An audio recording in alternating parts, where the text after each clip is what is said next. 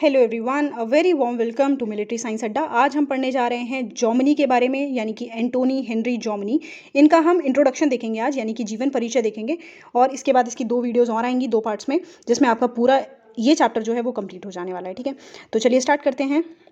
बहुत ही simple words में आपको समझाऊंगी ताकि आपको एक एक चीज़ जो है वो याद हो जाए यहाँ पर। ठीक है, तो चलिए स्टार्ट करते हैं। इसमें इनका जन्म जो है वो 1779 ईस्वी में फ्रांस में वार्ड प्रदेश के एक मध्यम परिवार में हुआ था। ये चीज़ आपको याद रखनी है। ठीक है, यानी कि 1779 एडी में फ्रांस के वार्ड प्रदेश में एक मध्यम परिवार में हुआ था। ठीक है, इनके पूर्वज जो थे वो स्विट्जरलैंड के निवासी थे। उसकी शिक्षा जो दी वो फ्रांस पेरिस में हुई है। और एक चीज़ याद रखना, इन्होंने अपनी सबसे पहली जो नौकरी है वो बैंक में करी थी, लेकिन इस चीज़ से वह ज़्यादा खुश नहीं थे। वह खुश किस चीज़ से थे? वो नेपोलियन की क्रांतिकारी सेना से सबसे ज़्यादा प्रभावित थे और सबसे ज़्यादा खुश थे। ठीक है, तो जाहिर सी बात है, जिस चीज़ से आप सबसे ज़्यादा खुश होंगे, definitely you want to join that. ठीक है, आप उस चीज़ को ज्वाइन करना चाहेंगे। तो इसी वजह से इन्होंने 17 साल की उम्र में ही 1796 में एक ऐसी जॉब ढूंढ ली इनकी आर्मी में, नेपोलियन की आर्मी में, जिसमें उनको पैसा नहीं मिलता था लेकिन नौकरी थी बस। ठीक है, तो ऐसी नौकरी इन्होंने ज्वाइन कर ली। फिर इन्होंने एक बुक लिखी जो कि नेपोलियन के ऊपर ही थी। वो 1802 और 1803 में लिखी।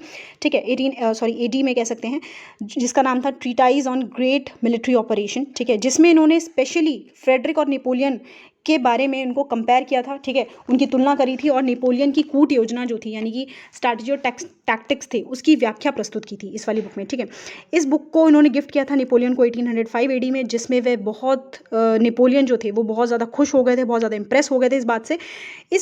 उसकी वजह से, सिर्फ उसी बेसिस पे उन्होंने जो एंटोनी हेनरी जर्मनी थे उनको एक कर्नल का, एक कह सकते हैं एक कर्नल का पद प्रदान कर दिया था अपने फौज में। ठीक है, ये चीज़ आपको याद रखनी है।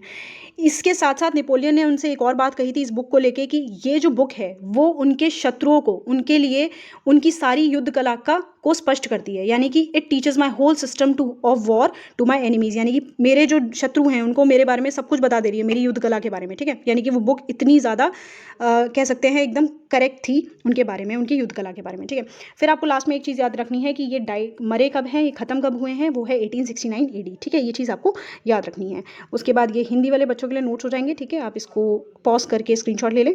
उसके बाद नेक्स्ट बात करते हैं हम अगस्त 1813 एडी की। इस टाइम पे क्या हुआ था?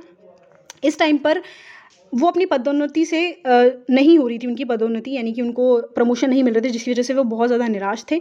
इस वजह से उन्होंने क्या किया, सम्राट अलेक्जेंडर जो थे उनके लिए काम करना स्टार्ट कर दिया, जो कि रशिया के थे। ये चीज़ आपको याद रखनी है। ठीक है, जो कि रशिया के थे, उनके लिए उन्होंने काम करना स्टार्ट कर दिया था।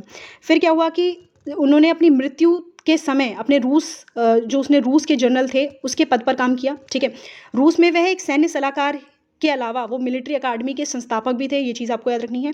ठीक है, और उन्होंने अपनी मृत्यु के समय उसकी पुस्तकों का समस्त विश्व में सैन्य शिक्षा हेतु मान्यता प्रदान की गई थी। ठीक है, जो उनकी बुकें थी उनको पूरा कह सकते हैं मान्यता प्रदान हो गई थी। ठीक है, लेकिन आपको एक चीज़ याद रखनी है यहाँ पर कि इनको ना एक उपाधि दी गई थी पेपर सोल्जर करके नाम से। ठीक है, यानी कि इन्होंने क्योंकि कोई युद्ध नहीं लड़ा था प्रत्यक्ष रूप से, प्रैक्टिकल रूप से, तो इस वजह से इनको पेपर सोल्जर के लिए एक उपमा दे दी गई थी। बट अगर हम सच्चाई की बात करें तो ऐसा नहीं था कि ये एक पेपर सोल्जर ही नहीं थे, क्योंकि इन्होंने जनरल ने एक करके नाम था। ठीक है, एक जनरल थे जिनका नाम ने था। ठीक है, उनके चीफ ऑफ स्टाफ के रूप में इन्होंने सेना का संगठन काफ़ी हद तक अल्म और स्पेन में किया था। आपको ये चीज़ याद रखनी है। ठीक है, एक जगह है अल्म और एक जगह है स्पेन।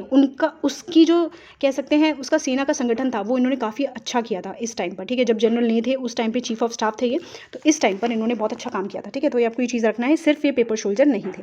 अब हम इनकी रचनाओं के बारे में बात कर लेते हैं। ठीक है, ये आपके लिए हिंदी के नोट्स हो गए, अब देख लीजिएगा। अब हम इनकी बुक्स के बारे में बात कर लेते हैं, इनकी रचनाओं के बारे में बात कर लेते हैं। सबसे पहली बुक जो है वो है ट्रीटाइज ऑन मिलिट्री ऑपरेशन, जिसके बारे में हम थोड़ा सा भी पढ़ चुके हैं। इस वाली बुक में ये 27 पार्ट्स में आपको डिवाइडेड है, आपको ये चीज़ रखनी है। उसके बाद इसमें इन्होंने सैन्य इतिहास की व्याख्या की है और उसकी व्याख्या करके विश्व के महान योद्धाओं व जनरलों के बीच नेपोलियन को स्थान दिया हुआ है। ठीक है, ये चीज़ याद रखना, यानी कि नेपोलियन के बारे में बहुत अच्छा लिखा है इसमें, और नेपोलियन को बहुत एक अच्छा योद्धा बताया है, महान योद्धा और जनरल का उपाधि दी है। ये चीज़ याद रखना। दूसरा है summary of the art of war, जिसका अगर हम हिंदी बात करें तो है युद्ध कला का सारांश, जिसमें ये 8 प्रकरणों में विभाजित है। आपको ये चीज़ याद रखनी है, 8 चैप्टर्स में डिवाइड है, और जिसमें जर्मनी के सैन्य सिद्धांतों की आलोचनात्मक जो व्याख्या है उसमें बताई है, यानी कि उसके बारे में क्रिटिकल इंटरप्रिटेशन जो हो रखी है वो बताई है।